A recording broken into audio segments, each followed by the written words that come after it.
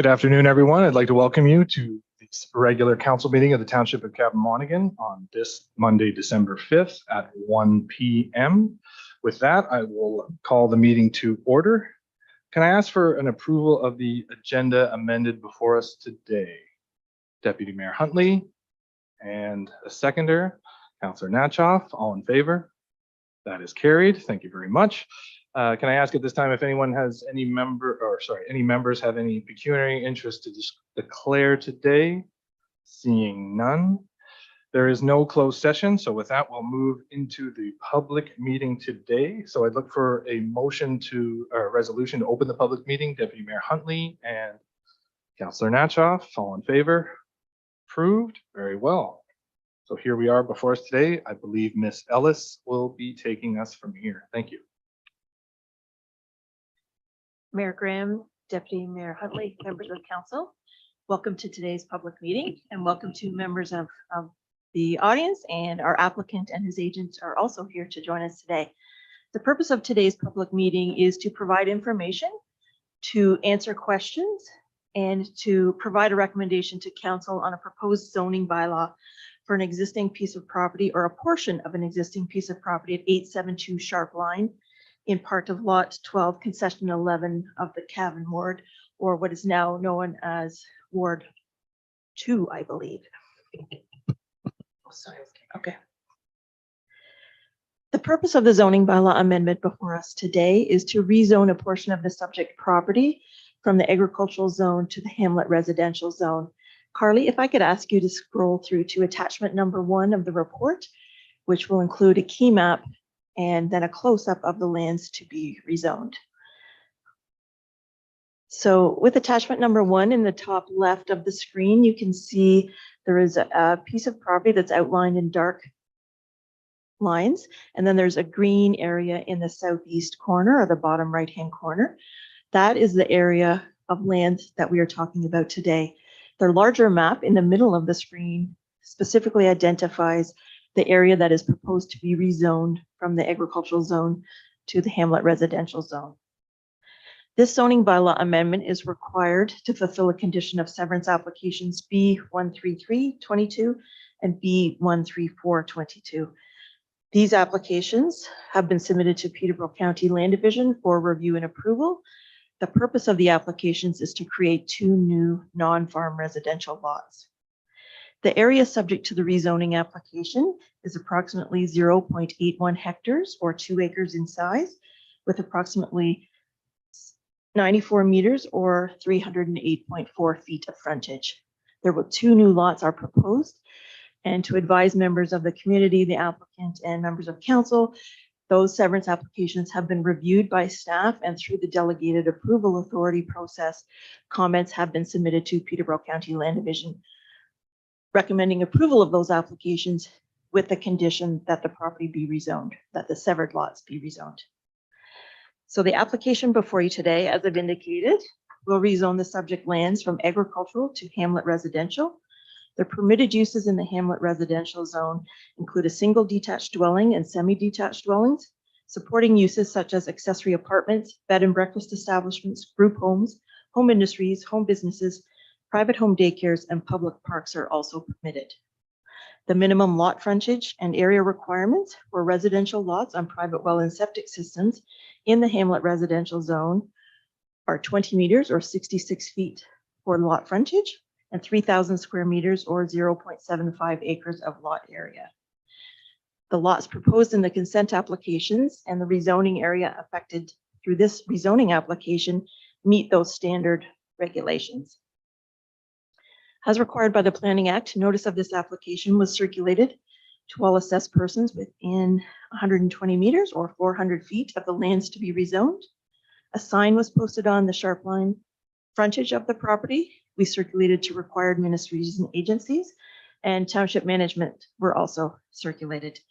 To date, the township has not received any questions, inquiries, or any information from members of the public. Township staff have, through their review, indicated that they have no objection to the application. Kawartha Pine Ridge District School Board reviewed the application and did not identify any concerns or issues related to their mandate.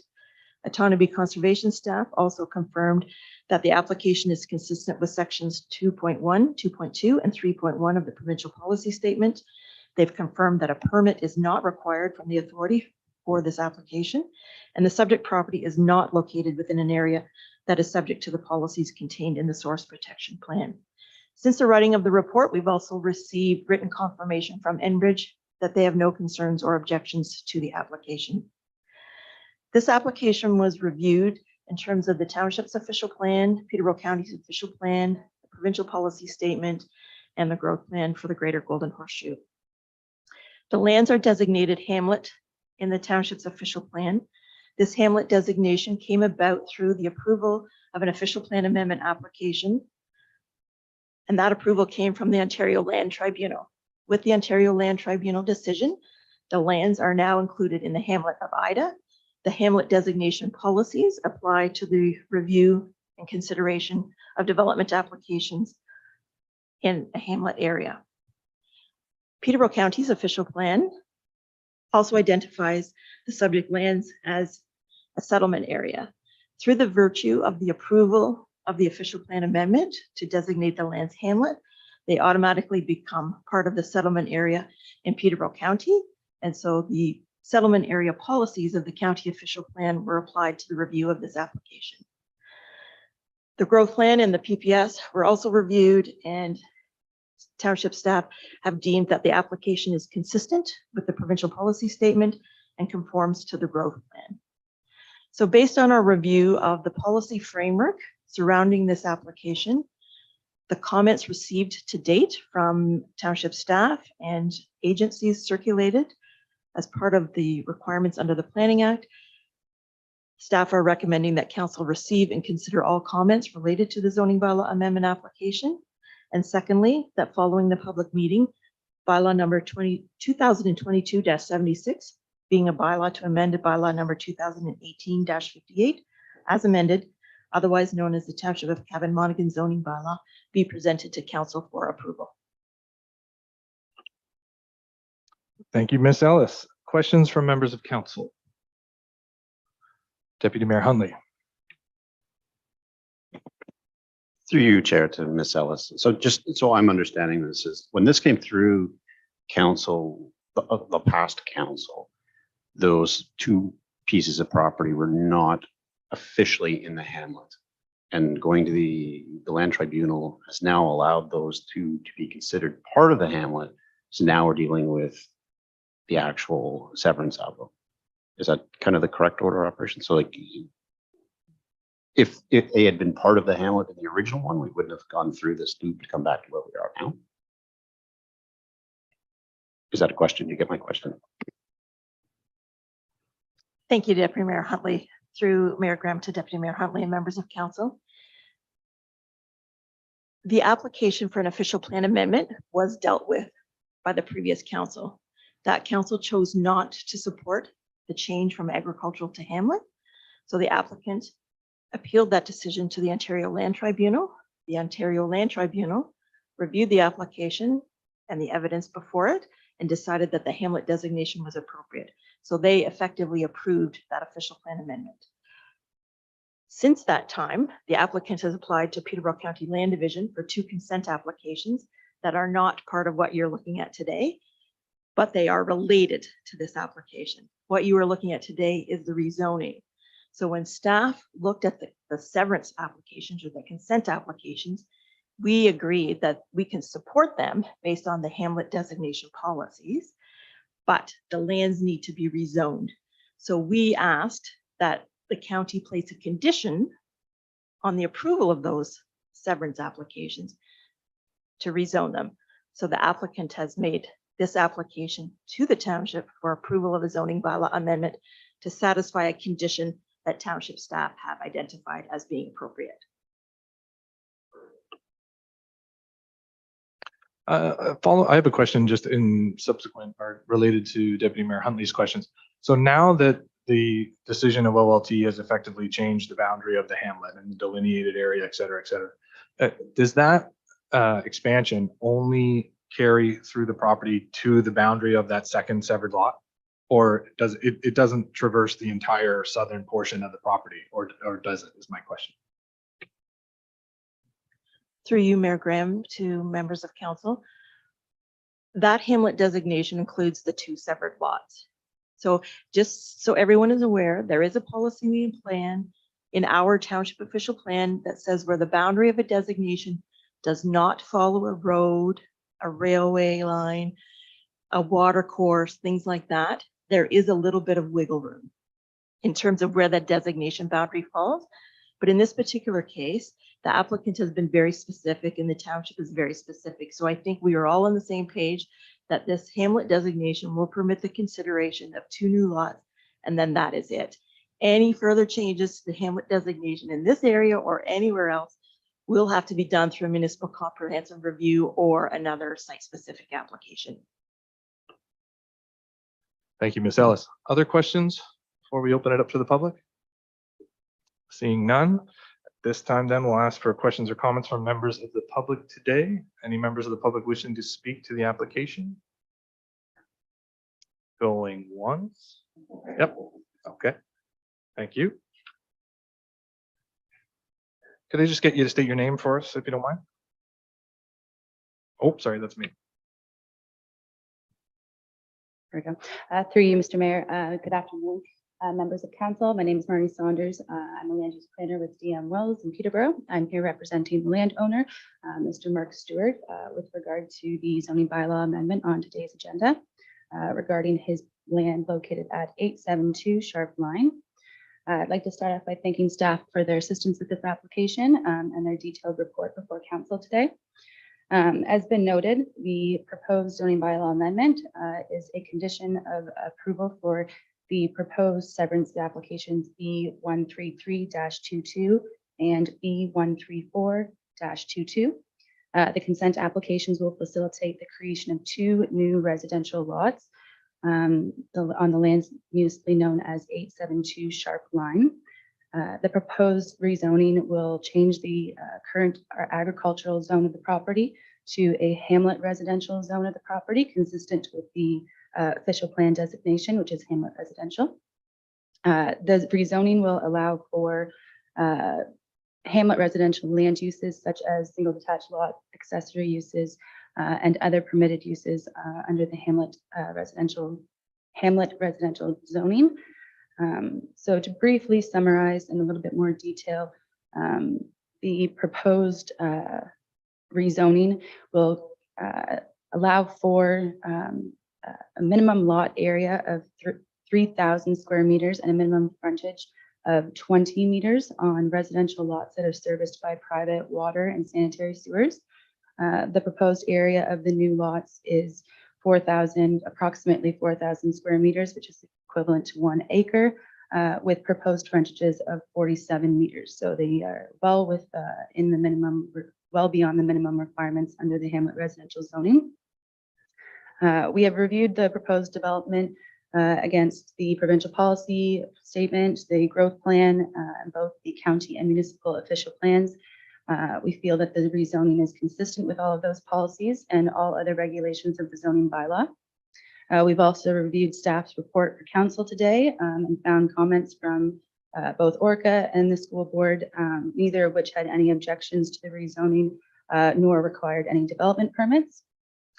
So at this time, that concludes my presentation. I'd like to thank everybody for their time and I'd be happy to answer any questions that anyone may have. Thank you very much. Any questions, members of council? Seeing none, thank you. Thank you very much. Any other members of the public wishing to speak today? Sir, if you could just move to the podium and then just state your name, please.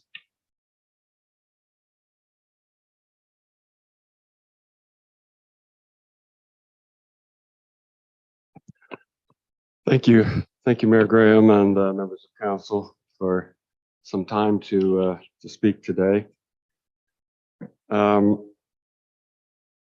I just wanted to make a few comments. You know, it was Sorry, sir, can I just ask for your name and address? Sorry,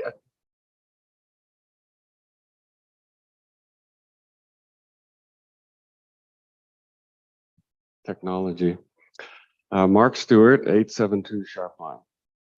I'm the owner of the property being discussed here. And it was in May 2019 that I started working with Karen on what maybe we could do to sever some lots off our property. And it's been a long process through until today. I was going to go through all that, but I think I'll maybe skip right over all that stuff and just like to review a few points from the Ontario Land Tribunal decision, which happened earlier this year. The purpose listed on the Ontario Land Tribunal decision cover letter is to permit the creation of 2 non-farm residential lots. You have a copy of the OLT decision in your paperwork, and you can read through all their points, but on the cover letter, it says to create 2 non-farm residential lots. Obviously, the property now needs to be rezoned to complete the purpose of the Ontario Land Tribunal decision, which was to create residential lots, and it needs to be zoned residential to be a residential lot. And then point number 1 of the decision states to enable the creation of 2 non-farm residential lots. Again, the same idea. And this was actually picked up and is in Karen Ellis's report in paragraph number 3 of the overview. She basically says the same thing, that the OLT has decided that this piece of property is now part of the town, part of the hamlet, and the intent was and is for it to become residential. Then point 13 of the decision states there will be no significant impact on agriculture use of the subject property, which will continue to be of a significant size for economic cash crop production. That's probably history now. Really don't need to consider that since the OLT decision has been made. And then point 14 states, again, of the Ontario Land Tribunal decision, states that the official plan amendment, which they approved, will provide an additional development in keeping with the existing development in the town, in the hamlet of Ida. The property now needs to be rezoned to permit the development approved by the OLT decision. So I think that's what we're asking for. That given the OLT decision and the direction for residential development included in the decision, it seems that rezoning is implied to proceed to allow that to happen. And grateful for this opportunity to speak. I didn't speak at the original official plan amendment, and sort of wished I had of after the fact, because you never know. It's one thing to think you've got a good position, but it's another thing to try to convey that to the members of council. So thank you for this opportunity, and I respectfully request that the council approve the zoning bylaw amendment to allow this rezoning. Thank you. Thank you, Mr. Stewart. Any questions, members of council? No, thank you. I don't see anyone else looking to speak to this public meeting before we close the public meeting today. Seeing none. Very well. Council, we have 2 recommendations in the report before us. If anyone would like to speak or move any of those recommendations, now would be that time. Deputy Mayor Huntley. Through you, Chair, I will move to receive and accept the recommendations of the report. Thank you, Deputy Mayor Huntley. Councillor Byrne, second. Very good. Council, vote. All in favor? That is approved. Thank you very much. Thank you, everyone, for the public meeting. We will now look for a mover and a seconder to close the public meeting. Councillor Natchoff and Deputy Mayor Huntley, all in favor? That is approved. Very well. Thank you, everyone. Now we move on to section 7 in the agenda, which is the minutes. I'm looking for a mover and a seconder to approve the minutes of 7.1 and 7.2 in the agenda. Deputy Mayor Huntley, can I have a seconder? Councillor Natchoff, all in favor to accept those minutes? Thank you. That is approved. And then section 8 is the minutes from the Cavan Library public meeting of October 18th. A motion to receive those minutes. Councillor Natchoff and Deputy Mayor Huntley, all in favor? That is approved. Very well. We now move into the report section of our agenda. Planning Report 2022-50, Bill 109. I believe it is Mr. Conway. Thank you, Worship. Through you to Council, you have before you today Planning Report 2022-50, Bill 109, the More Homes for Everyone Act 2022 update. Two recommendations on this report, and I'll add some wording that I'd like to reflect current circumstances for number 2, but recommendations as they stand now is that Council receive Report Planning 2022-50, Bill 109 update, the More Homes for Everyone Act for information, and secondly, that Council direct staff to develop a comprehensive set of administrative policies, processes, and procedures to implement the changes as provided under Bill 109 as those pending under Bill 23, which is the next report in your agenda, Report Planning 2022-51, and report back to Council at the December 19th, 2022 Council meeting. The purpose for that second recommendation, Your Worship, was to reflect that some of the implementation timelines for Bill 109 was originally for July 1st of this year, of which we've made a number of steps towards meeting those already, but also January 1st, which was implementation. There was a letter that was sent from AMO, Association of Municipalities of Ontario, to the Minister as part of Bill 23 consultation, asking among a number of things for Bill 109 implementation to be extended. There was a letter, and I'll have the clerk provide that letter to yourself and to Council, that basically acknowledged that the government is going to introduce a bill to extend the timelines which were to come in place January 1st to July 1st of next year. So with that, the purpose was to come back with a report December 19th, laying out what our work plan, our blueprint for going forward.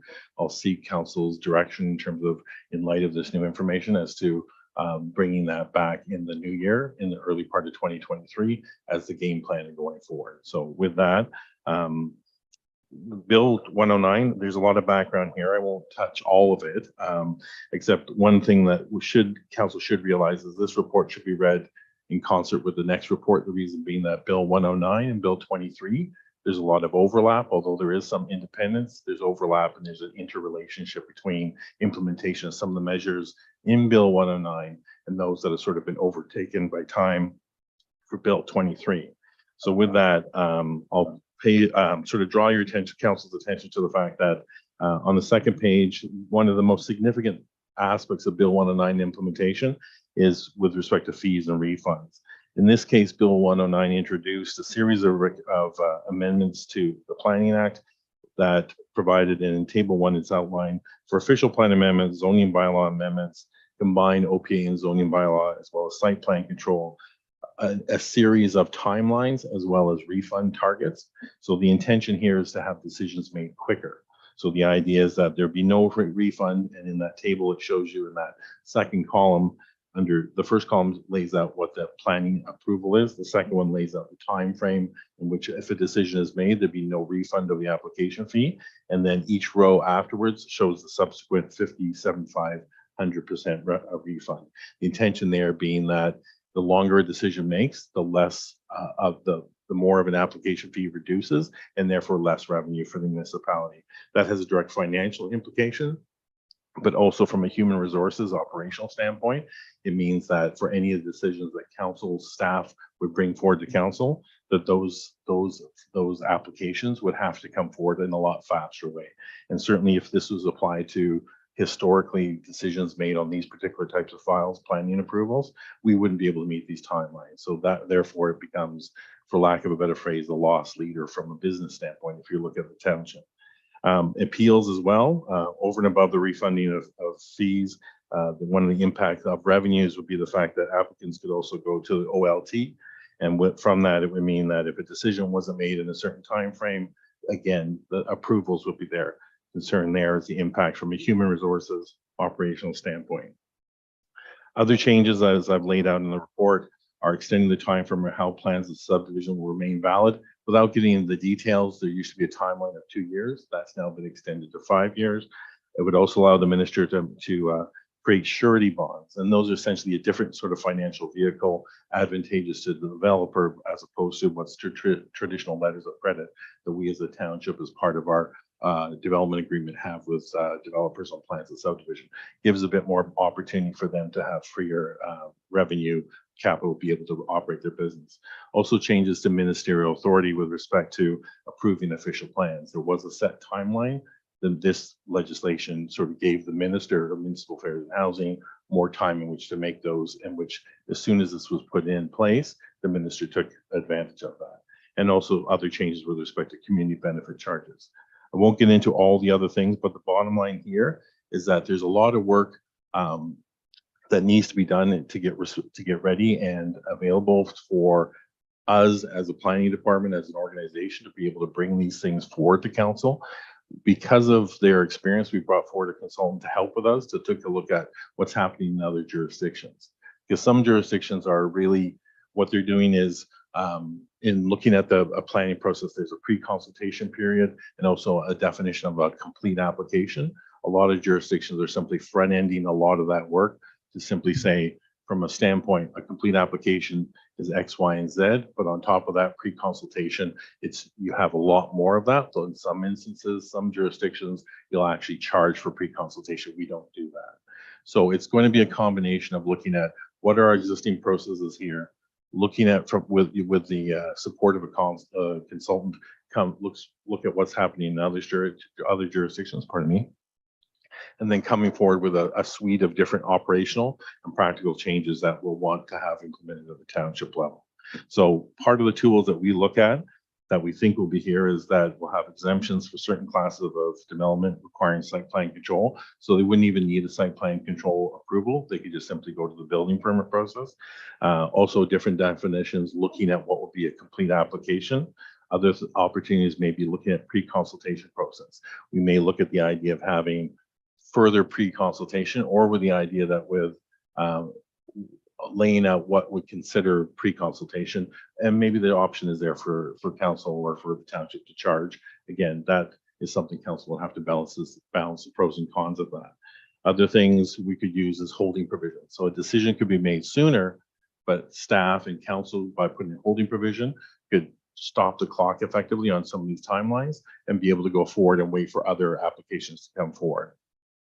Other things are through Bill 109 is a change in requirements for public notification. A lot of the time, because we choose to publish locally, there are certain set timelines in which those publications go forward. There are times in which that has affected our timeline for decision, because we want to make sure that we include the public. We want to make sure that those notices are given locally, but we're sometimes, I wouldn't say handcuffed, but we're impaired by the fact that there is a publication deadline on some of those periodicals. So I think what we'd like to do is be able to see if we could do a combination of things, including relying more on our website. Also the idea of providing recommendation reports at the same time as council meeting, as the same time that we have the public meeting. This previous council has done that before, where we have something which is not what I consider high profile, would be a routine decision. We would have a public meeting and at the same time bring forward for council's consideration a report if it was seen as something that's not a controversial decision and something that would help save time as well. I think, again, what I'd like to do is emphasize, and I'll get into this in the next report, is that there is overlap and interrelationship with Bill 23. That's in the next report, but these need to be dealt with in a comprehensive manner. So we want to, under the Bill 109, we would have been making certain changes administratively. Bill 23 in some cases is going to overlap that or overtake it. And for example, we would have through Bill 109 changed what would be required under our site plan control. As of right through Bill 23, in certain circumstances in urban areas, you have 3 housing units as of right if you're in an urban settlement area. In other words, service with water and sewer. You can have either 2 accessory apartments in a building or an accessory apartment and a granny suite. That's something that we would have been in the process of changing under Bill 109. That has been overtaken by Bill 23. So essentially what I'm asking for here is to let council know that a number of these changes are going to change dramatically what we do at the local level. The requirements for implementation changes through Bill 109 and 23 need to be balanced, and we need to look at what's there so that it works in favor of the township, because a lot of these are fairly punitive. And I think from a standpoint, in fact, not only our bottom line from fees and our financial resources, but also may have an increased burden on the taxpayer, as well as any operational human resources processes that we have to put in place to meet these timelines. And with that, if there are any questions, happy to answer.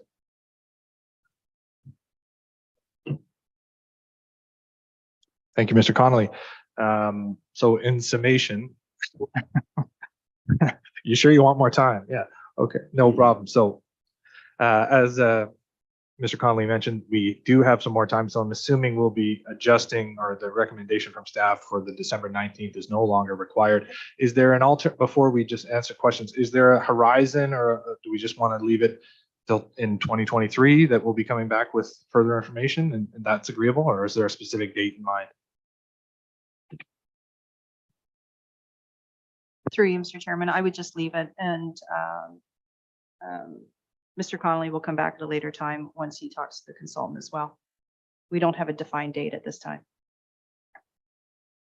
With the understanding that the deadline has been extended to July 1st, so it'll be between now and then, obviously, and hopefully with a few months ahead of time, if there are other adjustments we'll need to make with our comments from council's perspective. Very good, thank you. Questions? Councillor Byrne. Through the chair to the planning department, when I'm reading through this, does this only apply to subdivisions in that kind of community? And I realize this transit organization one is only going to affect larger communities. And where is the definition that says they fall under this new guideline 109 or 23? And if that only applies to that, doesn't apply to industrial, doesn't go to private lots like we just did, does any of that mechanism change? Through your worship to Councillor Byrne, these apply, these are not just Toronto centric in the sense of subdivision and GTA centric. A lot of those policies are there, and I think a lot of interpretation, certainly Bill 23 and a lot of the changes to those 9 other pieces of legislation are very much GTA focused, because they're housing targets, some other moving parts which are much more specific and prescriptive to those jurisdictions. In this bill is very specific to, it does affect all the processes, because when it speaks to official plan amendments, zoning bylaw amendments, site plan control, a lot of those are predominantly residential vehicles, planning approvals, but not always. Take, for example, Sire Line, 1066 Sire Line, from last council, we went through an official plan amendment and a zoning bylaw amendment. The amount of time that was there would be held to that standard. And certainly anyone who wanted to comment from the previous council would say that it took a lot longer than it should. I already acknowledged that looking around the table, but it wouldn't be just, a lot of it hits the residential, but it does hit other things. And from a site plan application standpoint as well, you have that for industrial and commercial and for residential as well. So this one, of all the changes, Bill 109 is very specific to what happens here. So the decision-making, the timelines, the process we set up, like delegation of authority, which had been done before, that's an attachment, that we had done that with the idea of just doing straightforward, and that would be for the CAO or a designate. This is now all site plan control. So council will not see that. That said, council has to be comfortable with how we set up a framework of decision-making, that they are good knowing that council's interests, pardon me, shouldn't do that in the microphone, that council's interests are being taken care of through that delegation vehicle. Similarly, for the pre-consultation, or what's a complete application, would be looking at what exactly do we need to have in place to make sure that it's not just a refund standpoint, and that is concerning because it does hit our bottom line, but also the idea that where we can focus staff's effort on the things that are the most problematic, and do so in the timeline that, again, I want to be able to report back to council on a regular basis of where we hit our targets and where we may not. Thank you, Mr. Conley. Other questions? Deputy Mayor Huntley? Through you, Chair, I actually have a couple questions. First question is, you made a comment that under the current system, the current processes we have in place today, we wouldn't be able to meet these targets. Is there a percentage, like is like 50% of the permits wouldn't hit it, or 100%? Like how off are we at these targets? Or do you know offhand? Through your worship to Deputy Mayor Huntley, getting used to that. I'll get it. Honestly, that's what we're going to bring back. We'll bring back a scorecard as to answer exactly that. Given the time frame, and this is also the help with bringing the consultant on, is to take a look to present to council what is the current system, where we would have taken a select group of applications and say where we would have met them and where we wouldn't. I wouldn't say we wouldn't have met all of them, but that said, I think we would probably be in the far end of the range by saying it's taking a lot longer. The problem we have is that we've had a system that has been in place where we as township staff, as a department, don't have control of all the levers, where we can have a pre-consultation, we can have a submission, we can deem it complete. So I can get a report that says archaeological report, geotechnical report, hydro-G. It's the review of the contents that then often lead to this back and forth and iterative process. There's nothing in this legislation or in our current tools now to be able to demand the developer to say, come back and do that. And that can take a lot of time. And again, when we get comments from other agencies, that can lead to longer timeframes. Similarly, like if we have Ministry of Transportation providing comments, we can't dictate as to the timeline they provide comments, but in some cases, and most recently, our experience, it can take 6 weeks or longer. And that affects our bottom line. So we as a township, wear the bottom line in terms of how that goes from application to decision. And our concern is that as it stands now with these new timeframes, in the absence of any adjustments or being able to put the right mechanisms in place, we wouldn't be able to meet the intent of that. Thank you, Mr. Conley. Did you have another question, Deputy Mayor? Through you, Chair. The second question I had is, you said you can streamline some of these things by doing things like site plan approvals held at your department, but council has to be comfortable with that. So as part of what is coming back with the consultant, kind of, here's the parameters for site plan approvals, and then council will approve that, and that's what you will apply? Or like, how do we get to that point where comfortable the council is comfortable with your site plan approvals in the process to cut that short? So your worship to Deputy Mayor Huntley, on site plan approvals, the law now is that it is now delegated. So that has sailed. But that said, we believe it's only right to bring a package together to say from council's perspective, because it's going to be a combination of looking at things that no longer require site plan approval. So even under Bill 23, which is the next report, there'll be things that we would have brought forward to council, even if they weren't straightforward, and council would have been able to put its fingerprints on it and given some comments and direction to staff. Those are now gone, but we want to bring together a package that tells you what you're no longer seeing. So council will be comfortable with what they're no longer seeing and probably comfortable with what they're uncomfortable with. Again, I know it's a hard message to balance, the notion that I've always had to try and thread this needle, that it is important that council sees these things, but in some cases, it's now staff or it's CAO or designate that's going to be making that final decision. Council needs to know what those circumstances are, and Bill 23 will change a number of those. So there's value in that, but I also think that also feeds what's there with respect to official plan and zoning bylaw amendments, which council certainly has a lot more input and will have decision making, and they have to be comfortable that this new mousetrap that's coming forward is something that meets council's expectations, and the idea of when you don't see these anymore, why aren't you seeing them anymore? Very good. Other questions, members of council? Councilor Byrne? Through the chair to the planning department. Do we not see this as an erosion of the public's input into some of this stuff? As you take the council out of the mix and put more onus on the authorization party, whoever that may be at some point in time, the public's the one that loses. I also noticed all this stuff about notification, but there's not much details in how that's going to change as far as getting the public involved with things that are critical and important to them. I have a real apprehension. I get the concept, when I read through the notes, there's all kinds of references to deadlines. I see very little in the way of what's going to change and how things are done. Like I don't understand how that's changing. And I was going to ask also about who controls this holding provision. If things aren't coming back to you in time, do you have control of that lever, or who actually runs the holding provisions? Through your worship to Councillor Byrne, excellent questions. So from a standpoint for site plan applications, that is something that there isn't, for the most part, a public process. So the public isn't being cut out of that. These are things that are straightforward decisions, that other than the fact that council would have made a decision on that, there isn't a mechanism for public input. So on those particular ones, I want to be able to inform council with the idea, what are the classes of development that are going to come forward that you as a council will know that you're not part of that. That's because these decisions are sometimes made, right now they're being made on straightforward ones. I haven't seen where we've had a concern. Council had its fingerprints from the standpoint of saying what they were comfortable and not comfortable with. The province has an agenda with the idea that the thing that is delaying housing from being developed is the amount of time it's taking to go from application to decision making. In some cases, they've applied their approach, which is council in some cases will get in the way.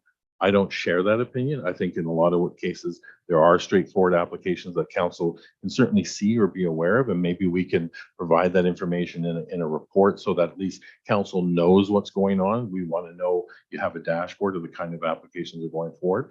But on the other things like official plan amendments, zoning bylaw amendments, it is not to cut public notice out. It is simply to make sure that looking at the process, that there's opportunity for public input and for those public meetings. There are some things under Bill 23 which do give us some concern, which is why we need to put together a proper package for council where in some instances it is the township can have the option of deeming not requiring a public meeting. I don't know what that would look like because that goes against what I've been practicing for the last 34 years. So the intent is not to cut the public out, but it's the intent of how can we inform the public? And I think that's the idea, is rather than following this sort of linear approach, how can we start to provide more information sooner in the process and be able to do that?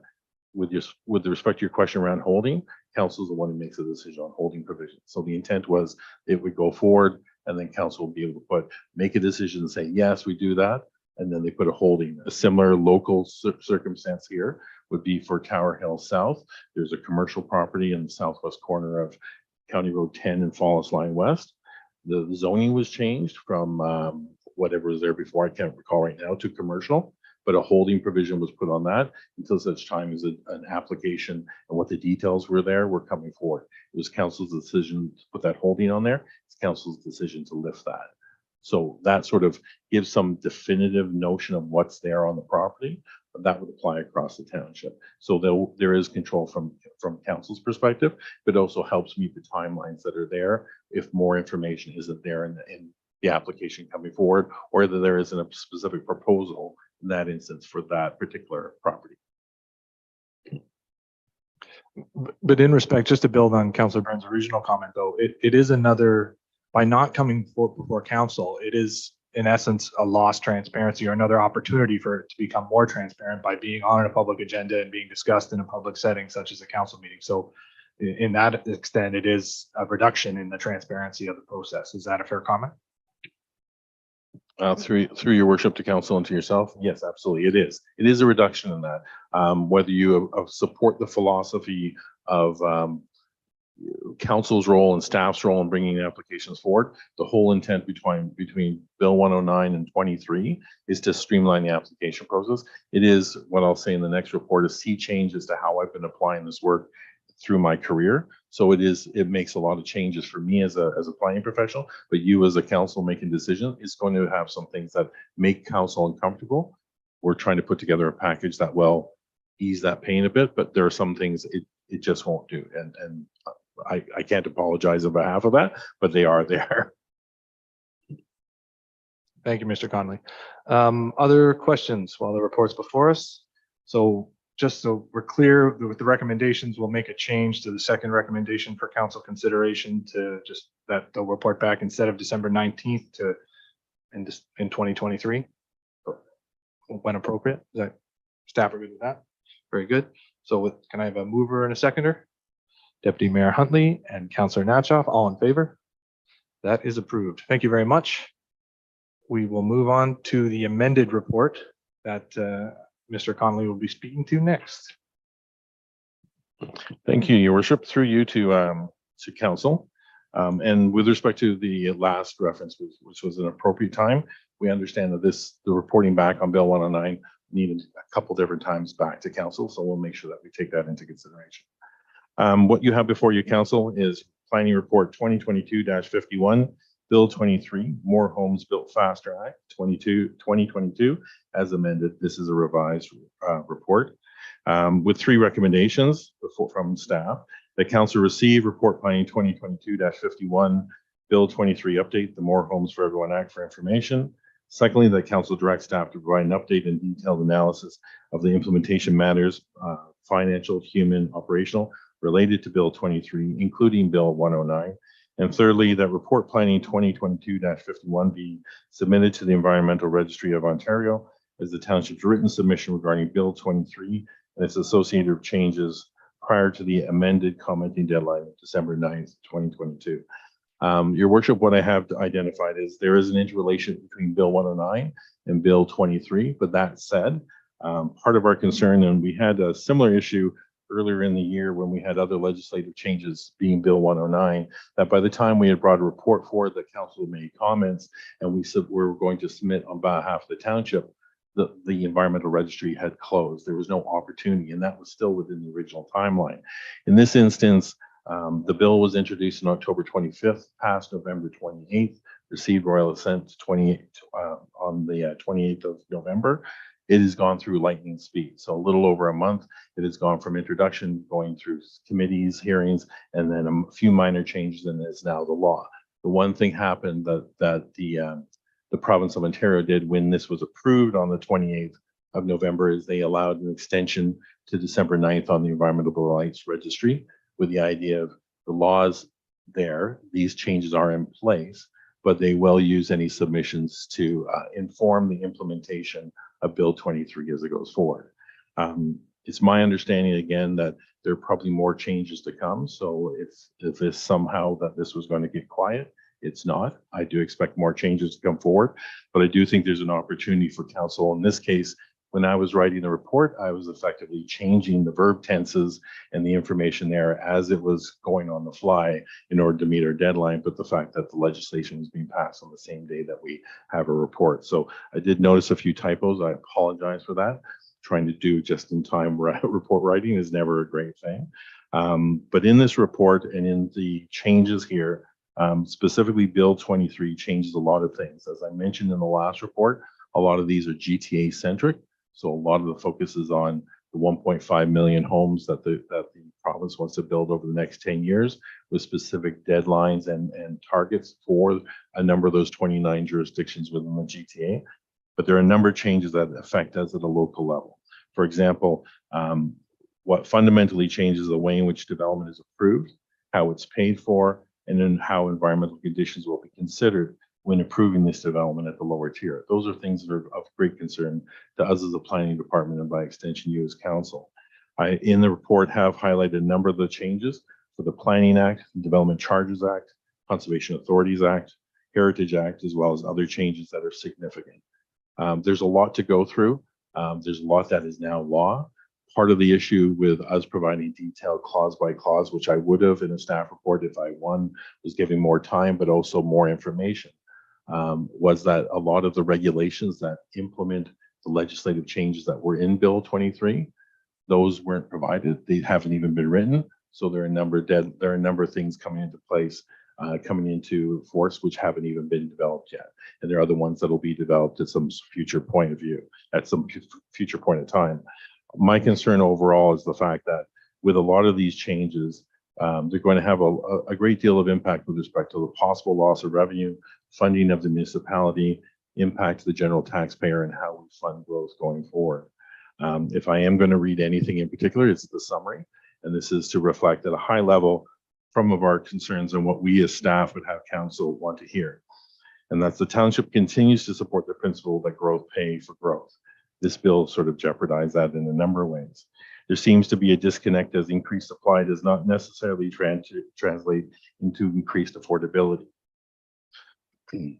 However, changes regarding development charges may compromise that principle as some growth will either be paid for or subsidized at the expense of the taxpayer. That's a concern, and Bill 23 has a number of clauses that do that. Some of these changes will reduce municipal revenues and therefore impair the township's ability to pay for and deliver the necessary infrastructure to support that future growth. We did a growth plan, and analysis was done by Watson in the last council in August. We have a master water servicing study that's going forward with RV Anderson. This is going to be a problem in terms of being able to fund the necessary infrastructure and work that has to go in for that growth. Although the township strongly supports the building of affordable and attainable housing, but are concerned that the definition, which hasn't been provided yet by regulations to the legislation, that the definition of attainable housing is yet to be proposed in the future regulation and not necessarily one that we agree. I don't want to agree on a price when we don't even know what we're buying yet. The issue here is also legislation may not go far enough to provide more affordable housing units, as there are not enough incentives to assist a developer in building such units. And what do we mean by that as staff? We mean that there aren't dollars on the table with respect to how this works.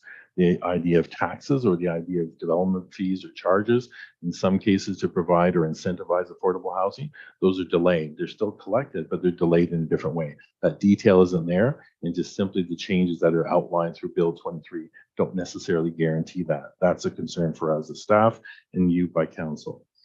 Bill 23 may facilitate more homes being built in a shorter time frame, but staff are not convinced that these measures go far enough to create the market at the local level that meets the range of housing options that Cavan Monaghan community require now and into the future. That's our problem. A lot of the things that are going on now, and certainly if you're looking at the GTA, is not attainable housing, certainly isn't affordable. And that's a concern. We want to be able to provide a range of options for housing within our community, which is not just purpose-built in terms of ownership, but also purpose-built rental. Even with these changes, the township does not have control to ensure when developers submit applications, building permits, or other planning improvements. That's part of the things that perhaps in the last set of conversation was, again, we don't have control of the whole process. Township is supportive of initiatives that streamline decision-making. We always are, and looking at how we can improve that better. As long as the natural heritage, cultural heritage, parkland, and public safety, that being flooding and water quality, are not compromised, and these measures maintain good planning. There's no guarantee through Bill 23 and all the 9 pieces of legislation that are amended are going to be able to guarantee or deliver that. Reducing certain value-added contributions and coordination functions of upper and lower tier municipalities, although that isn't here now, the concern is that could be supported in the future by extension outside of the areas that have been identified. Our concern as well is the impact to conservation authorities as part of the overall planning process that may result negatively with respect to impacting good land use planning as part of our sustainable and livable communities. 2 last things before I finish. Reducing the appeal rights for third parties, which was amended at committee level, but only in a minor way, will limit public participation and possibly deter neighbors from bringing concerns and impacts of development before decision makers. And then lastly, these sweeping changes, along with other legislative changes, amendments like Bill 109 and others that I expect to come forward in the future, continue to introduce uncertainty in the local land use planning process, while placing a burden on municipal resources, financial and human resources, already dealing with operational constraints. There has been a, for lack of a better phrase, a dog pile of a legislative agenda that we as staff and council and local municipality are trying to keep up with. And our concern is that this is happening over and over. Good example in your agenda is we're trying to implement the changes of the last sitting of legislature and with changes that are happening in this one. And our concern is we do need, happy to try and see how we can right size these to the local experience and local circumstance. The problem being that we would like a period of quiet certainty, even if it's, once the dust settles with all these, to be able to say that we are meeting what exactly is intended here. If it's more homes built faster or more affordable housing or more range of options of housing, we'd like to be able to stop, see how these implement over a period of time, report back to council by monitoring that, measuring that, and then being able to say, have we achieved what we're trying to do? with that, I'll have, if you have any questions. Thank you, Mr. Connolly. The formal planning definition of dog pile, we've just explored it. So with that, questions from members of council? Deputy Mayor Hunley.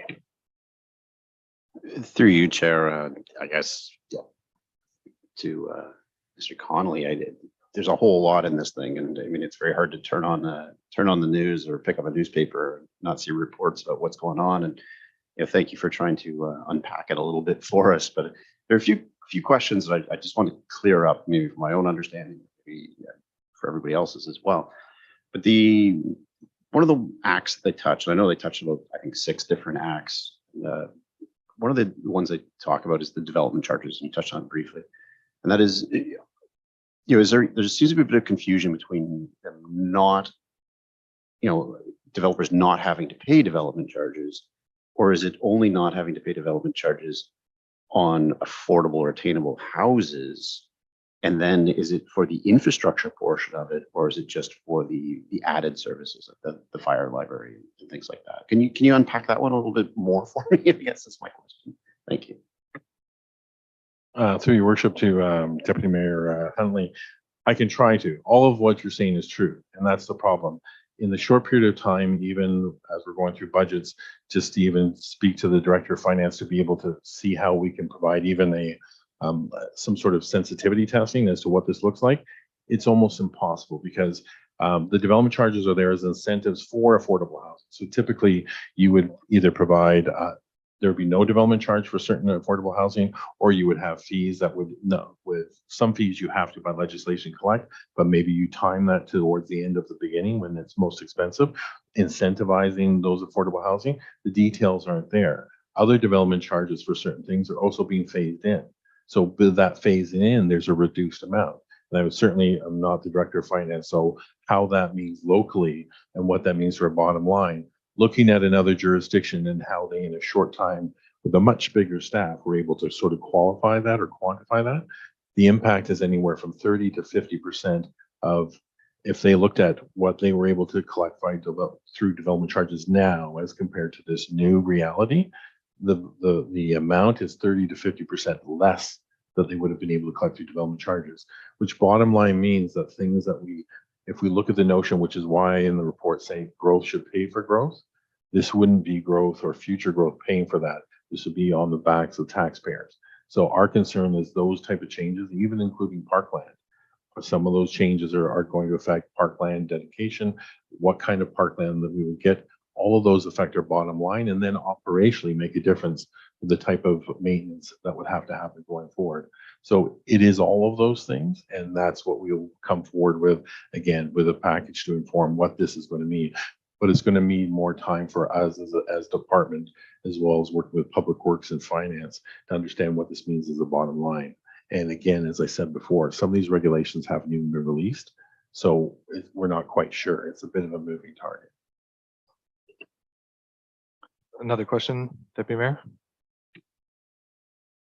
So through you, Chair, I guess I should save the rest of my questions then until you can unpack the rest of this thing.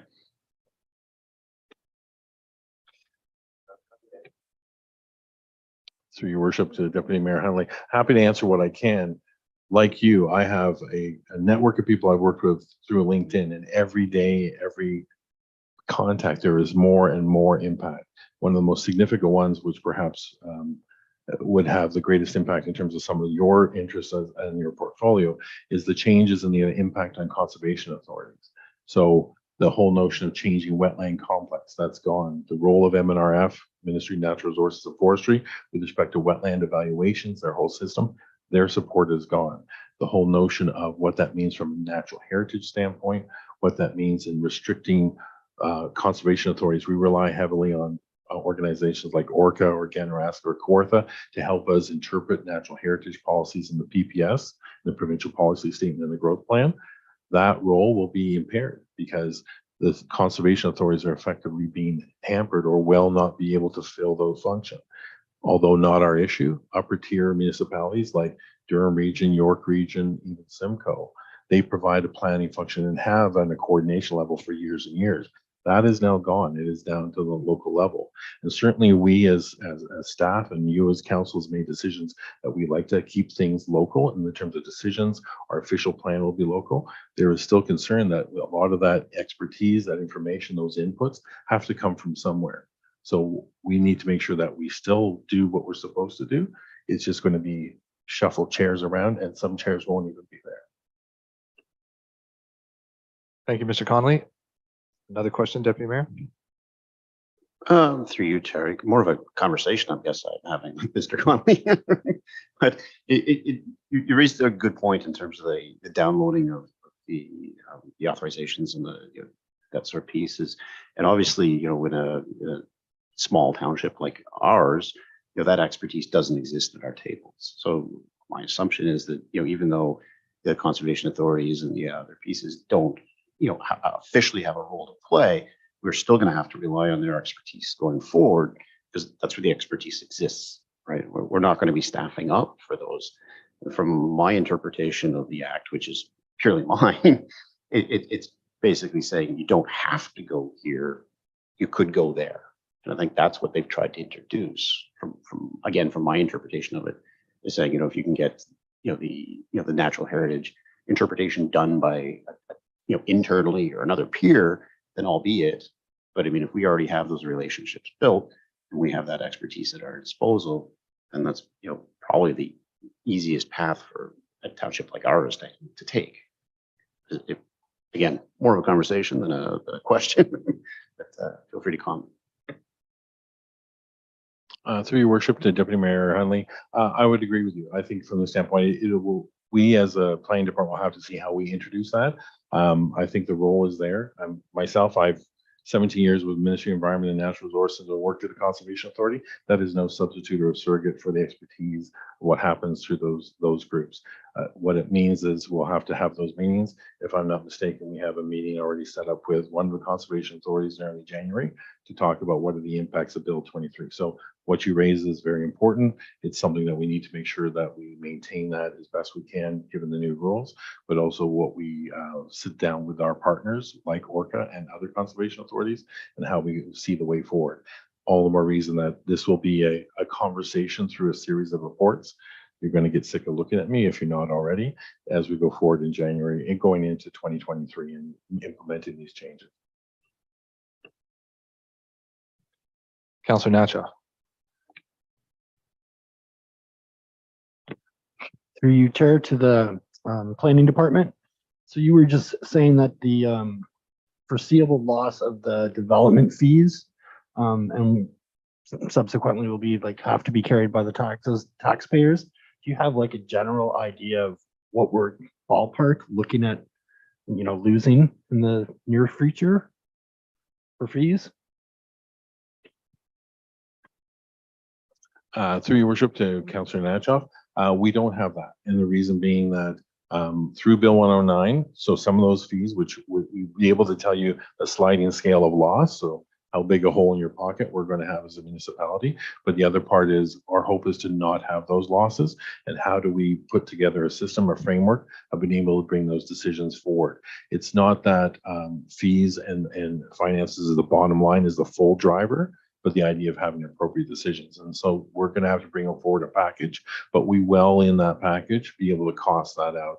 It will require a lot more time from work with the finance department. The development charges, it is very concerning because that is something as we go into the budget meeting on Thursday, you'll have a whole new facet appreciation for just exactly what those development charges mean. So early days for that, too soon to be able to quantify it, but we will bring forward the idea of what that would be. And I think it would be irresponsible if I guess, because I'm not qualified and Director of Finance is far more qualified than me.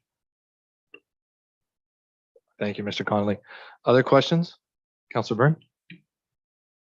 Through you, Chair, to the planning department, is there any control that the township has to the number of applications coming forward? Does this open a floodgate that they can happen? And in the references there, they talked about a complete application. What is the definition of a complete compared to whatever else? And why would you not want a complete application every time? Through your worship to Councillor Byrne, we always want a complete application. We've actually had to define it within our official plan, and we have a complete application bylaw with the idea of making sure that we are set as to what that is. What a lot of jurisdictions are doing from the standpoint of managing applications, like the volume coming in, is we have pre-consultation, it's mandatory. We provide it free of charge. Some jurisdictions are starting to charge for that and maybe charge for each one. I'm not sure if that's an option. It's something we'll explore and bring forward to council if it's appropriate. But that's one way of managing it. We have, in my time here, I've been under 3 years. All we have done is built on the growth from the previous years. We have had a significant economy of growth, certainly locally. That hasn't shown signs, certainly in the last quarter report. We still haven't the same number of land use inquiries. We're probably tracking towards 400 plus. That's just inquiries on specific properties. And we'll have multiple inquiries on that. We will be challenged as to how we keep up with all the applications. We have gone through a very busy time. I do expect with interest rates, changes in bank rates, that may slow down a bit. But again, I don't expect it to be a huge change.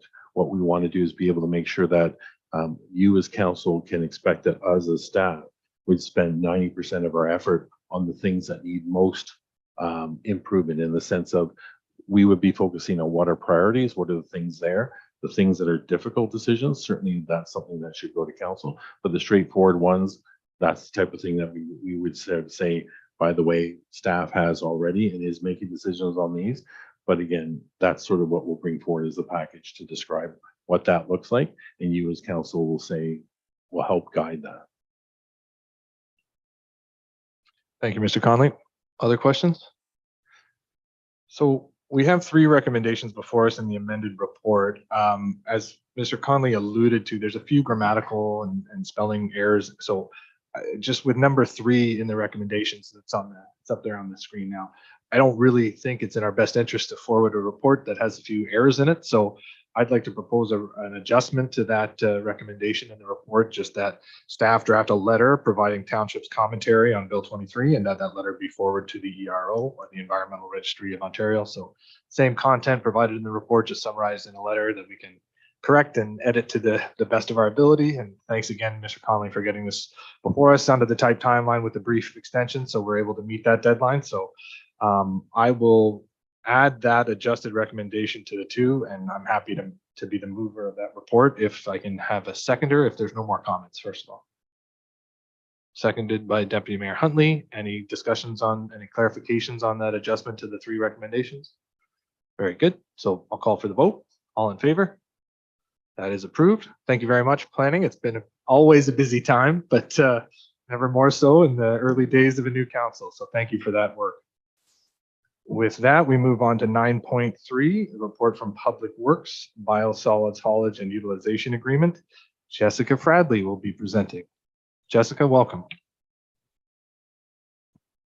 Thank you. Good afternoon, Mayor and Council. The recommendation before you is that Council authorizes the Mayor and Clerk to sign a bylaw 2022-78, being a bylaw to execute a 5-year agreement for the disposal and handling of municipal biosolids waste through the biosolids haulage and utilization agreement between the township and GFL Environmental Incorporated. Thank you, Ms. Fradley. Any questions, members of council? Councilor Byrne. Through the chair, do we have any control over where the stuff is going to be actually disposed of, as far as keeping costs under control, that the company can't decide that, well, we don't think we should go out on the ground, so we're going to truck it off somewhere else at our expense? Through you, Chair. We do have some in place. We have, every year we have a certain price set out for meter cubage, and that is given by the haulage truck company, and they have a NASM plan, which is what it is called, where they have farmland where it be that they are set up to haul this to in the township. We have in this agreement set out the pricing, and that should not change. unless we have another agreement brought forward, but we don't wish to do that at the time. Other questions, council? Deputy Mayor Huntley? Through you, Chair. Welcome to council. I don't think you've actually presented before. have you? No, very good. Out of curiosity, I know we have the fixed rate for haulage, but do we have any indication of the volume? Because the volume been increasing drastically. Is it in the reports? Did I miss that piece? Thank you. Through your worship to, not counselor, but to Deputy Mayor Graham, or sorry, Huntley, with the increase of Tower Hill coming online, we did have a slight increase of biosolids accumulation, but we do not foresee it to be larger than the stipulated $40,000 a year going forward, and that may change, but not drastically due to the slow increase of consumption. Thank you, Jessica. Other questions, members of council? Councillor Edgerton. I read in your report here that the township has no control over the cost of trucking. So if we get a wet spring and the tanks are filling up, and the sludge has to go, if GFI has to go to Sudbury or someplace to get rid of it, do we have to pay the extra cost? Sorry. Through your worship, the cost for that will be incurred by GFL.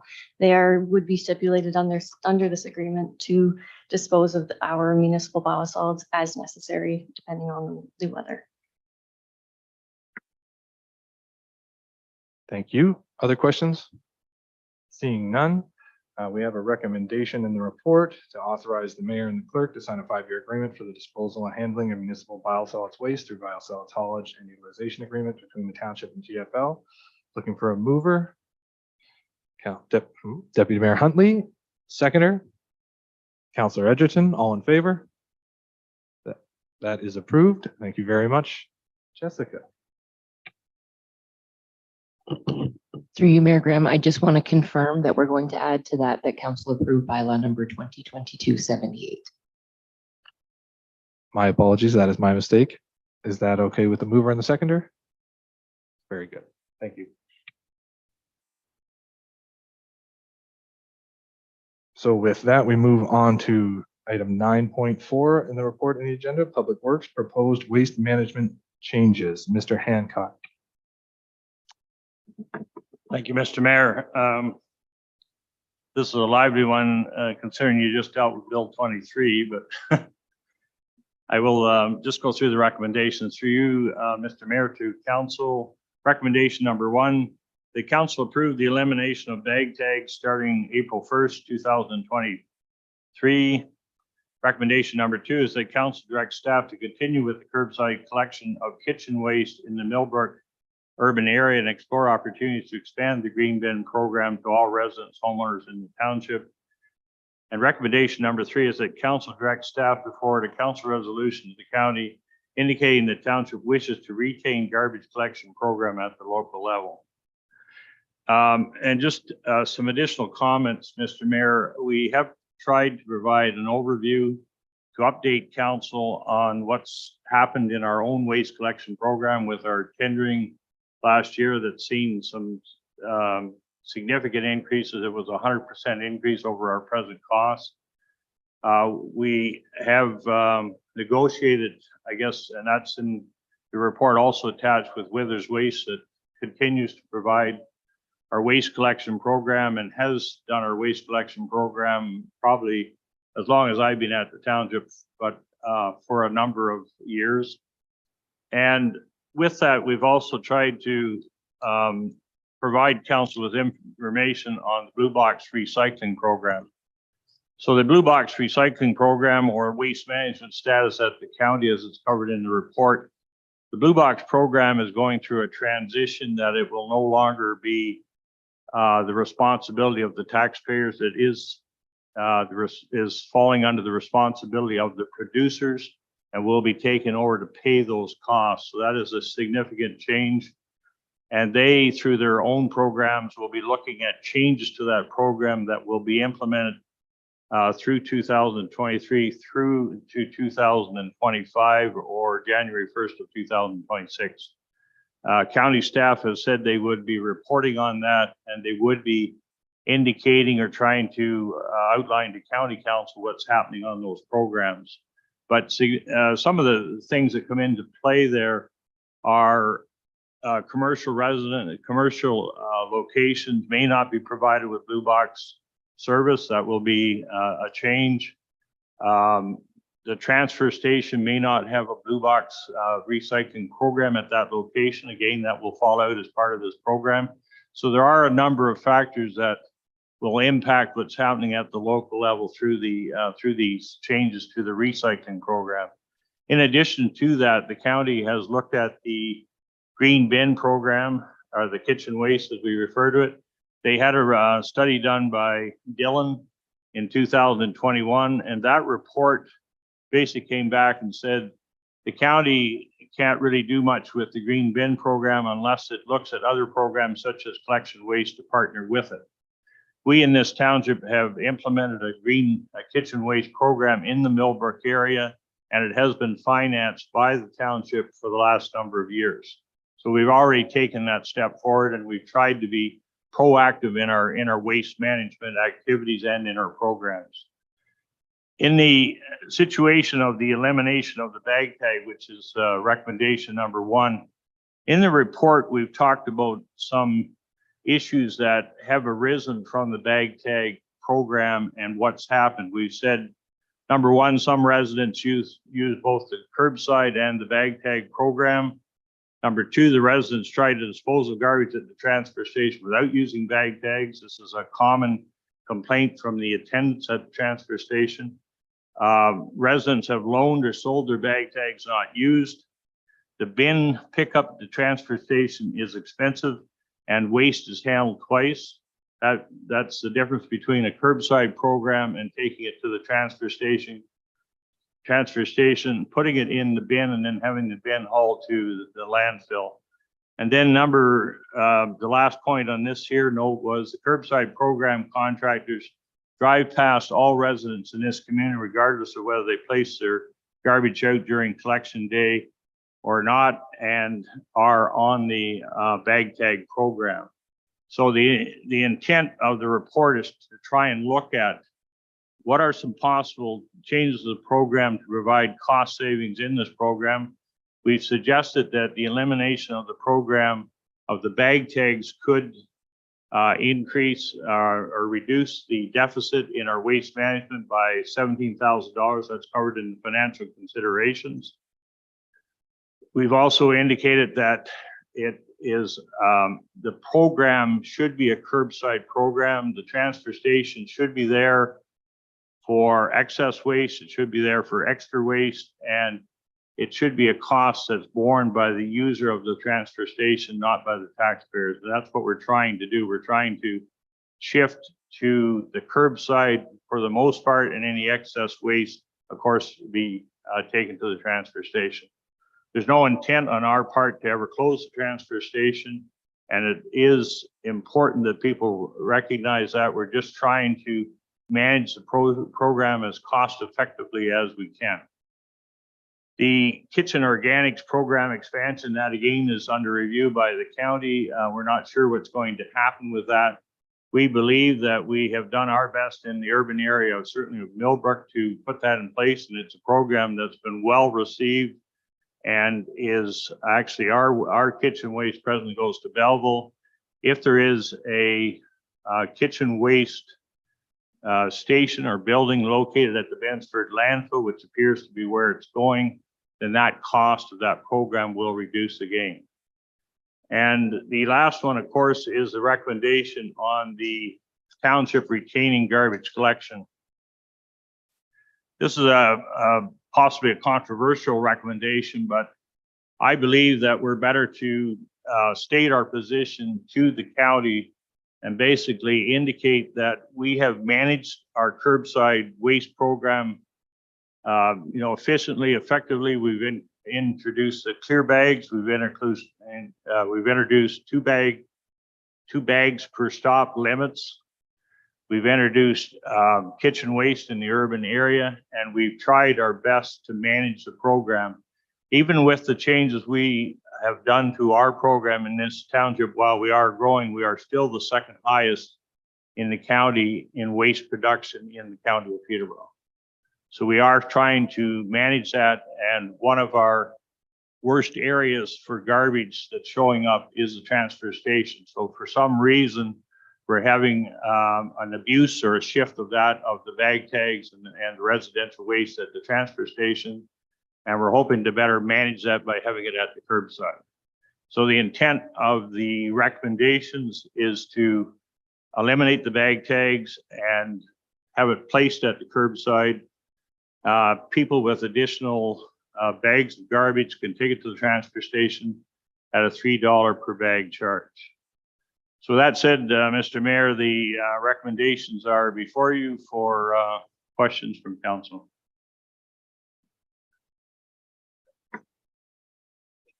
Thank you, Mr. Hancock. I'm sure there'll be a few questions. Thanks for that high-level summary.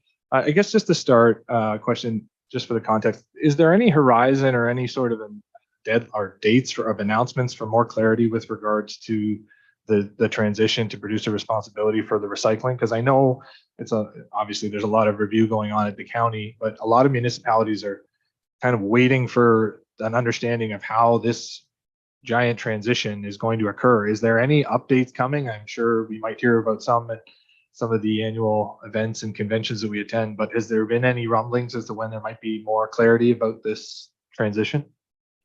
To you, Mr. Mayor, most recently, county staff have indicated there would be a report coming to county council in December on the Blue Box transition program, and that should be, I assume, mid-December, that report will be tabled, and that should give some outline of what's happening with that program from the county staff perspective. Hey, thank you, Mr. Hancock. And just so council's aware, at the meeting of county council last week, the zoning bylaw amendment was approved for the organics facility. That's early on in the stages, but it was approved. So from a planning perspective, it's moving forward. Questions, members of council? Councilor Byrne.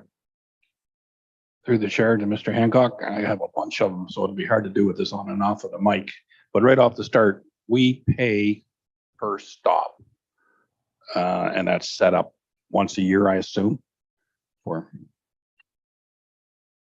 To Mr. Mayor, to Councilor Byrne, the pickup cost, the collection contract with Withers is a price per stop for pickup, and it's presently $1.50 per stop. Go on, Councilor Byrne. So on that note, when you pick these people away from the transfer station, which I personally think is a huge community spirit thing in this township for a long time, so I have an issue with that right off the hop. Whatever's going out in the bag tag, what are you saving if you add numbers of stops to that pickup? To Mr. Mayor, to Councilor Byrne, first of all, you're not only paying the production of the bag tags, you're paying the handling of the bag tags, and you're paying $130 per $130 per bin lift by Withers Waste, plus the manpower dealing with the bag tags at the transfer station. And that doesn't take into account what we refer to as the abuse. So what we're looking at, I've indicated to you that the waste disposal of residential waste has increased significantly at the transfer station, and that's not reflected in bag tags. So we are seeing a significant increase there that is not. And if we have the $3 charge per bag, that will provide a recovery against that. So that's the intent.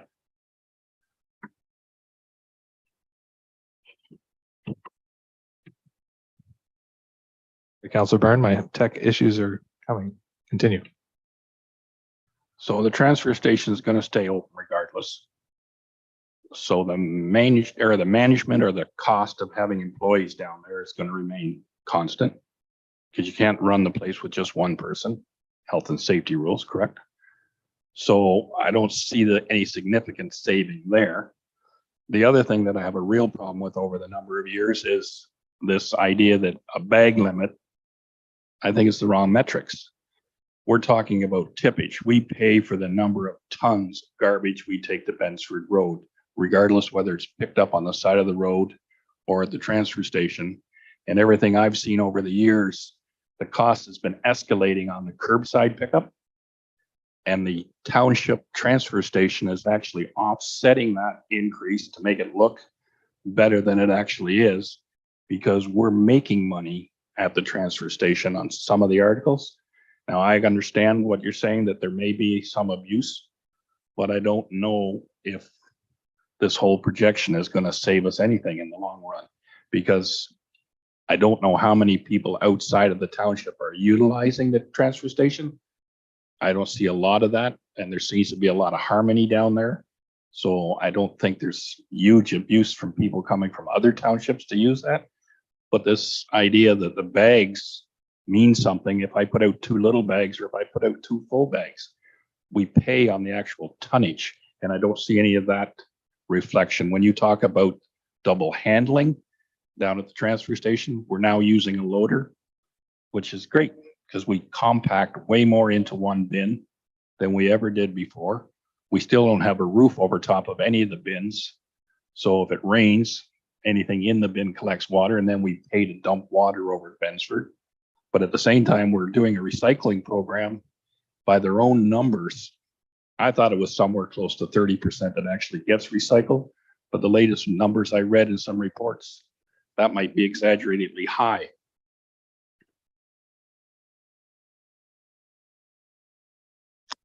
I'm not sure there's a question there, but the tippage, first of all, just on the revenues at the transfer station, I think you're aware, we get revenues from metal, electronics, what they call excess waste. We do get revenues from people that have to buy bag tags because they are paying, was $2.50 now $3 for anything that they did not have a bag tag for. So we do have that in place. So there is revenues made at the transfer station. So that's the tipping fee on residential waste is absorbed by the county of Peterborough. We're only paying for collection costs, and we pay for the anything that's referred to as excess waste and things of that nature. So the collection costs and what they call bin tips are paid for under our contracts.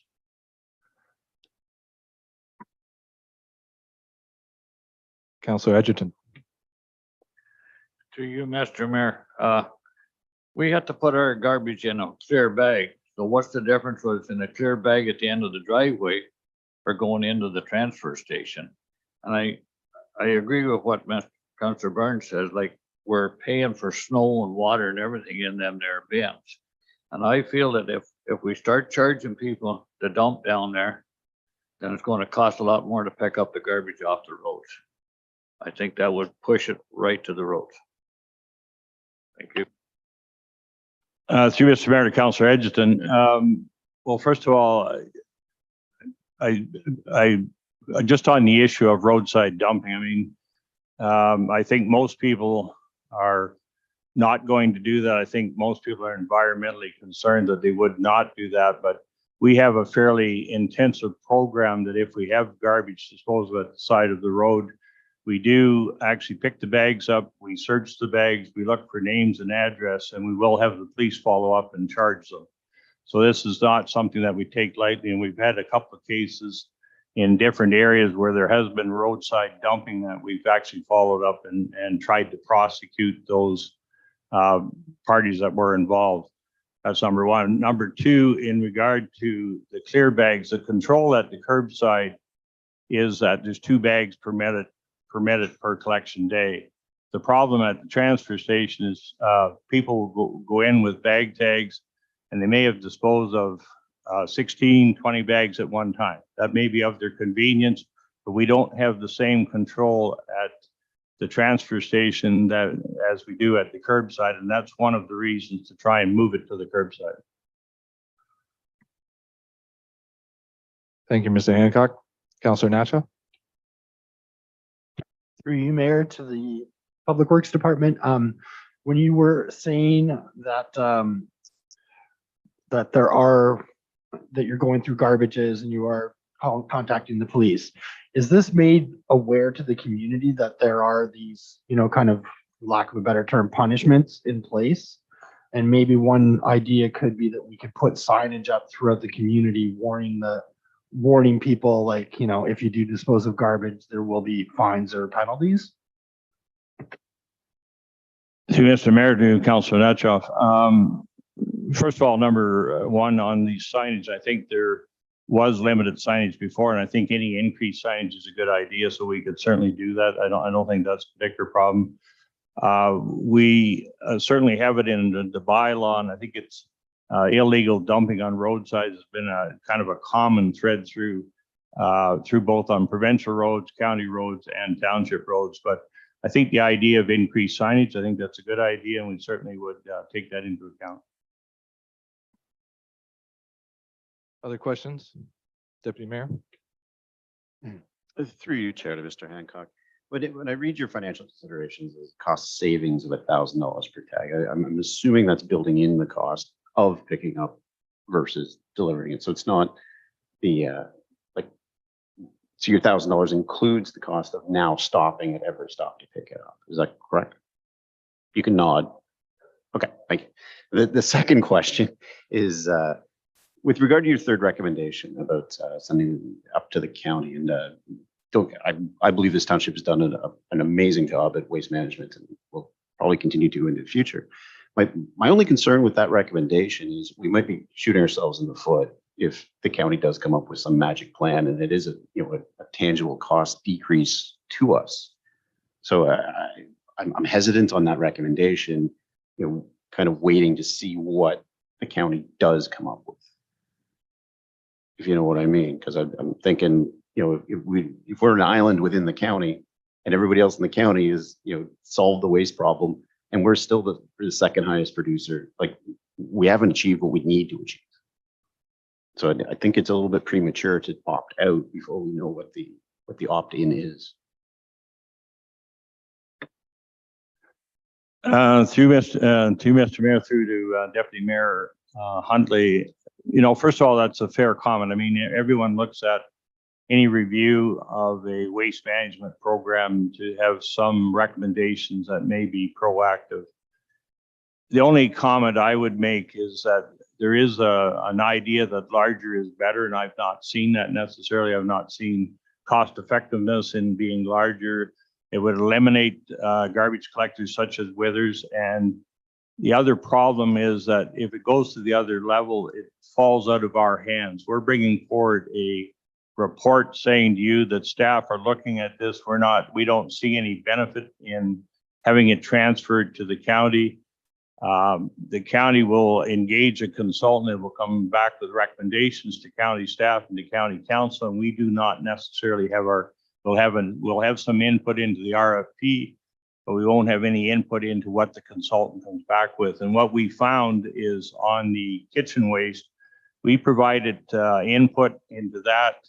Not sure where the results went.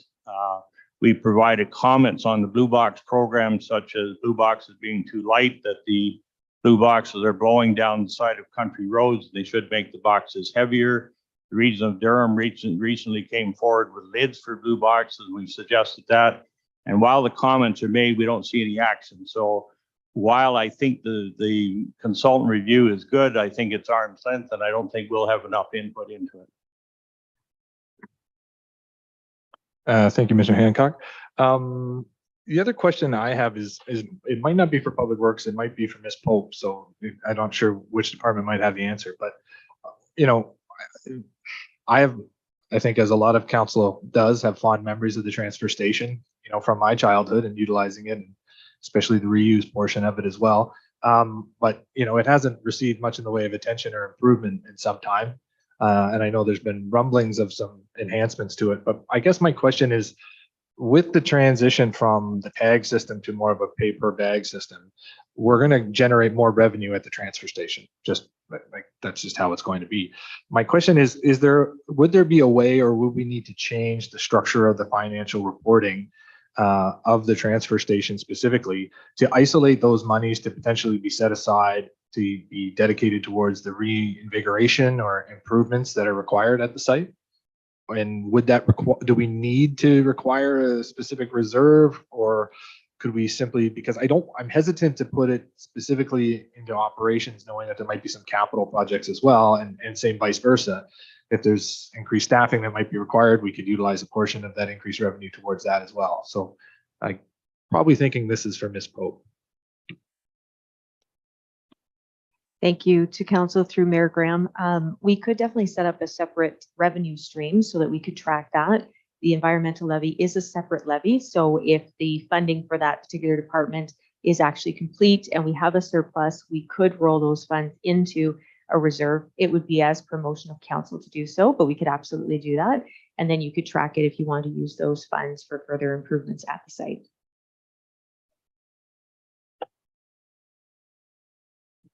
Thank you, Ms. Pope.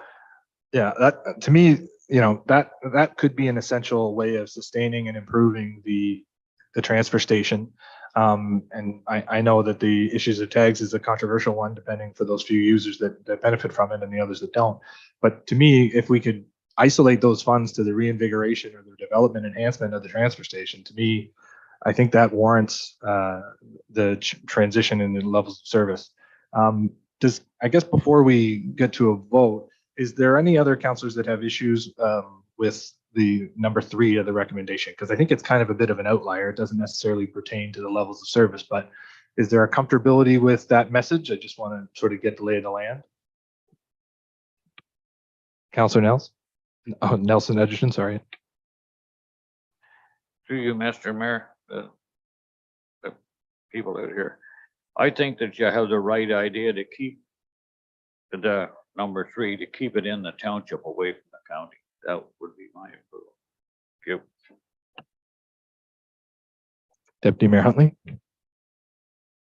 Through you, Chair, if I can make a recommendation, I would say, why don't we tackle number 1 and 2 separately from number 3? And then I feel like in a way we're doing that by doing 3 and then receiving 2 and 1, but whoever would like to make the motion, I'm happy to hear it. We're at that point in the meeting. There's no more questions, so happy to hear a motion if you're willing to make it. So, all right, Deputy Mayor Huntley, was that a question? Councilor Byrne then? More of an observation, maybe. As far as the environmentally friendly people we're living with today on the planet, my road frontage on a weekly basis, I pick up somewhere near 5 gallons of garbage thrown out. I've actually had the police stop in the middle of the road when I've been picking up the garbage, confused at what I was doing. There's been signs up since I was a kid telling you that if you dump garbage, I think it's a $500 fine. It may have gone up since the signs were made. All that being said, I think we're being a little optimistic to think that we can deter people from throwing in the garbage by raising fees and making it more difficult to utilize the transfer station. But I would go along with the motion coming up that we separate the 3 from the other 2. Okay, so let's do that then. Could I ask for a mover with regards to recommendation 3? I think we'll look for a mover for that recommendation. Councilor Natchoff, seconder. Councilor Byrne, all in favor? Let's see those hands. That's approved. Okay, so we'll move. So that recommendation we've dealt with now, we're clear. Council's direction is we are moving forward with that one. So now we'll go back to 1 and 2. Looking for someone to generate a motion. Oh, sorry, Councilor Edgerton. I'll make a motion that we deal with item number 2 and not number 1. I don't think we need a motion for that, but we can certainly do that. I have no problems with considering them one at a time. That's no problem at all. So let's go with number 2, the exploration to expand the curbside collection of kitchen waste. Looking for a mover, Deputy Mayor Huntley, seconder, Councilor Natchoff, all in favor? That is approved. Very good. So we're 2 of 3 down. And so looking for a mover with regards to the first recommendation. Counselor Huntley is moving the first recommendation. Just point of clarity beforehand. Would what I proposed with regards to the isolation funds require a direction of council? Or is that within staff's fiefdom to implement? To establish, correct? One motion, don't you? Yes. A motion, please, sir. So just to clarify, Deputy Mayor Huntley, I didn't know if that was a part of your motion or you want to just simply move forward with number 1. Through you, Chair, I guess the motion would then be to approve the elimination of the bag tag program starting April 1st, 2023, and to set up a reserve fund specifically for attributing the revenues associated with the transfer station to transfer station retrofitting, renovations, improvements. There we go. Any more adjectives out there? Are you good with that, Ms. Page? Through you, Mayor Graham, yes, I am, as long as Ms. Pope is. She is nodding in agreement. Okay, so that's the motion before council. Looking for a seconder. Counselor Natchoff, we'll call for the vote. All in favor? That carries. Oh, that is the contents of that report. So we'll move on to 9.5. Report Corporate Services 22-20 Municipal Investigators for Ontario Wildlife Damage Compensation Program. Ms. Page? Thank you, Mayor Graham. Through you to yourself and the rest of council, before you is Corporate Services Report 2022-20 Municipal Investigators for the Ontario Wildlife Damage Compensation Program. The recommendation is that council approves bylaw number 2022-77, being a bylaw to appoint municipal investigators for the Ontario Wildlife Damage Compensation Program for the Township of Cavan Monaghan. Historically, we have had 3 valuers, and staff have been advised that 2 of our appointed livestock valuers are no longer interested in doing it. So we reached out to Mr. Lachlan, which is our current valuer, and he would like to maintain doing it. Deb Haig, which is also our dog control officer, does it for surrounding municipalities, and she is interested in doing it, and staff have reached out to her. She's fully trained and prepared to start as effective of the bylaw if council supports it today. Just to give a little bit of history, we do run probably between 5 and 8 claims per year. Mr. Lachlan does believe he can handle it on his own. Just if something ever occurred that he wasn't available, we'd have a backup. Any questions from council? Thank you, Ms. Page. Any questions? Seeing none, look for a mover for the recommendation. Counselor Natchoff, Counselor Edgerton, all in favor? That is approved. Moving on to 9.6, the CAO report and capital status. Ms. Hurley. Through you, Mr. Chairman, to council, the report is before you. There's no outstanding items from report and capital status projects. I will let you know that this is the time that we actually remove our capital works pages that are usually in behind us. And because we were in the process of doing our budget, we start our first budget meeting this Thursday. Once our budget's approved, we will be adding those items after council approves it. Thank you. Thank you, Ms. Hurley. Any questions with regards to the report and capital project status? Seeing none, look for a mover to receive for information. Counselor Natchoff, Deputy Mayor Huntley, all in favor? That is approved. 9.7, council committee verbal reports. We don't have any committee reports yet, but this is where when you serve on your various committees, we just ask for a brief update as to if anything noteworthy has occurred or anything pertinent to the municipality. Deputy Mayor Huntley. Through you, Chair, we do have a bit of an update from the BIA event on Thursday, which was our Christmas in the Village. It was very well attended. And kudos to the fire department, which isn't here today, but kudos to them for jumping into action and really, on short notice, making a lot of things happen. That was fantastic of them and great show of spirit in the community. So thank you very much. And thanks to the Legion for providing me dinner. That was excellent. Can I get a motion for those committee and verbal reports? Counselor Natchoff, Counselor Byrne, all in favor? That is approved. General business. This is where we have a motion with regards to the amendment Ms. Page, are you looking for me or are you? Yeah, I'll read it. The motion that the 2022 council meeting schedule be amended to remove the December 13th municipal roads and facilities tour, and that staff report back to council in 2023 with a new date for the municipal roads and facilities tour. So just a scheduling conflict arose. My apologies. Any issues with that?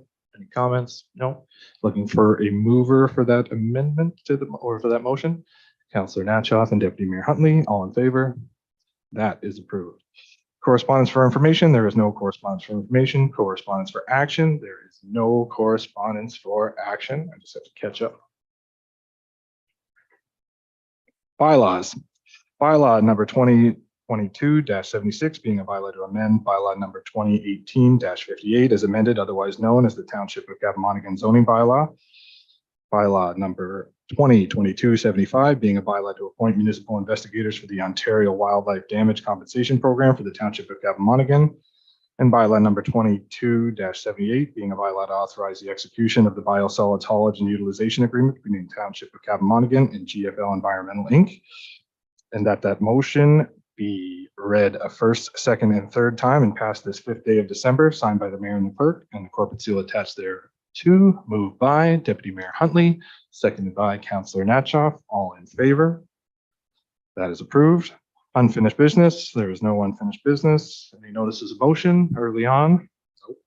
And confirming bylaw number 2022-79 being a bylaw to confirm the proceedings of the meeting held this December 5th, 2022. Be read a first, second, and third time and passed this 5th day of December, signed by the mayor and the clerk, and the corporate seal attached. Moved by Deputy Mayor Huntley, seconded by Councillor Natchoff. All in favor? That is approved. Well, we made it. Thanks for everyone for bearing with me. Now we just need a motion for adjournment. Councillor Natchoff and Deputy Mayor Huntley, all in favor? That is approved. As alluded to earlier, we do have a special budget meeting this Thursday starting at 9 a.m. And the next regular council meeting will be Monday, December 19th at 1 p.m., followed by the January 16th regular council meeting at 1 p.m. as well. Thanks everyone for attending and watching online. Deputy Mayor Huntley. Through you, Chair, I just want to make everybody aware of the Santa Claus parade on the 10th that the staff has worked very, very hard at putting together. They've worked like little elves putting it together. So thank you. Excellent. And also in my absence for that, there's also the Fire Hall event and the recognition awards that evening. So we want to special thanks in my absence. Just want a special appreciation to all those being recognized and everyone in the fire service. I hope they enjoy their celebration. Thank you, everyone. Take care.